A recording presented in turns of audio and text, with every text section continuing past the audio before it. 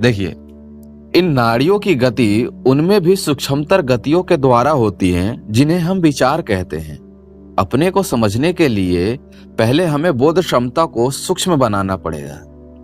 अंतःकरण में जो सूक्ष्म गतियां हो रही हैं, उन्हें किसी अणुवीक्षण के अथवा किसी भी अविकृष्ट किसी यंत्र के द्वारा देखना संभव नहीं होगा। हम ऐसे किसी साधन से उन्हें कदापि नहीं देख सकते। इसीलिए योगी के पास एक विज्ञान है जो अपने ही मन के अध्ययन के लिए एक यंत्र के रूप में निर्माण करता है, और वो यंत्र भी मन में ही है। देखिए, मन इतनी सूक्ष्म बोध क्षमता प्राप्त कर लेता है कि जितनी किसी भी यंत्र के लिए संभव नहीं है। इस छोटे बोध क्षमता की शक्ति को प्राप्त करने के लिए पहले हमें स्थूल से आरंभ करना पड़ेगा। जब शक्ति सूक्ष्म से सूक्ष्मतर होने लगेगी, तब हमारी प्रकृति गहन से गहनतर होने लगती है। पहले हमें स्थूल गतियों का प्रत्यक्ष होगा, इसके बाद विचार की सूक्ष्म गतियों का।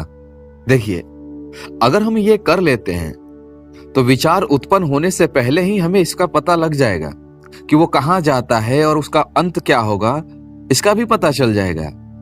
दृष्टांत के तौर पर किसी साधारण मन में किसी विचार को स्फुरित होता है, किंतु मन नहीं जानता कि उसका उद्भव कहां से और कैसे हुआ। मन समुद्र जैसा है जिसमें एक लहर उठती है, लेकिन ये मालूम होते हुए भी कि उसकी एक तरंग उठी है, आदमी को ये नहीं लगता कि वो तरंग कैसे उठी, किससे वो उत्पन्न हुई, या फिर वो विलगित होकर कहां जाएगी या कहां गई। उससे आगे का वो पता ही नहीं लगा सकता। लेकिन जब अंतर्दृष्टि सूक्ष्मतर हो जाती है, तब तरंग के सतह पर आने से बहुत पहले उसका पता हम लोगों को लग सकता है, और विलुप्त होने के बाद दूर तक उसके जाने का पता लगाने में भी हम समर्थ होंगे, और तभी हम मनोविज्ञान का यथार्थ को समझ सकेंगे। आजकल के लोग इधर उधर की सोचते हैं और कितनी पोथियां लिख डालते हैं जो बिल्कुल भ्रामक होती है, क्योंकि उनमें स्वयं अपने मन का विश्लेषण का सामर्थ्य नहीं है, और वो ऐसे विषयों पर मत प्रकट करते हैं जिनका उन्हें ज्ञान ही नहीं होता है। वो केवल परिकल्पना मात्र कर लेते हैं। सब विज्ञान तथ्यों पर आधारित होना चाहिए। इन तथ्यों को भी प्रत्यक्षानुभूति होनी चाहिए। देखिए, जब तक नियम निरूपित करने के लिए तुम्हारे पास तथ्य ना हो, तब तक तुम करोगे क्या? अतः आम नियम बनाने के लिए सभी प्रयास इस बात पर आधारित होते हैं कि जिन वस्तुओं के बारे में हम नियम बना रहे हैं उनकी हमें जानकारी हो। सुनिए, एक आदमी कोई परिकल्पना प्रस्तुत करता है और परिकल्पना में दूसरी परिकल्पना जोड़ देता है, और इसी प्रकार पूरी पुस्तक परिकल्पनाओं का पैबंद बन जाती है, और उनमें से किसी एक में से तिल मात्र का सार नहीं होता।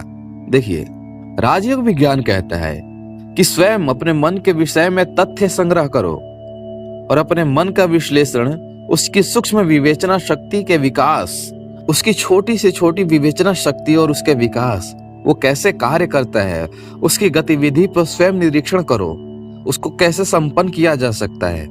जब तुम्हें ये सारे तथ्य प्राप्त हो जाएंगे, तब उनसे सामान्य निष्कर्ष निकालो, और तभी तुमको सच्चा मनोविज्ञान प्राप्त हो सकेगा।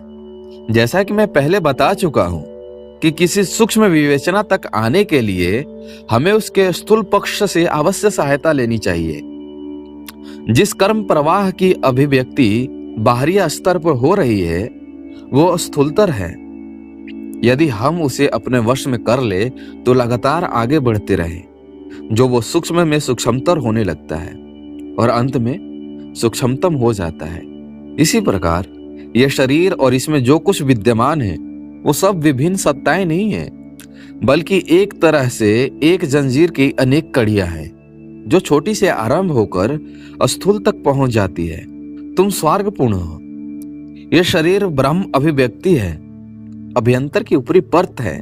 बाहरी स्थूल है, अभ्यंतर सूक्ष्म है।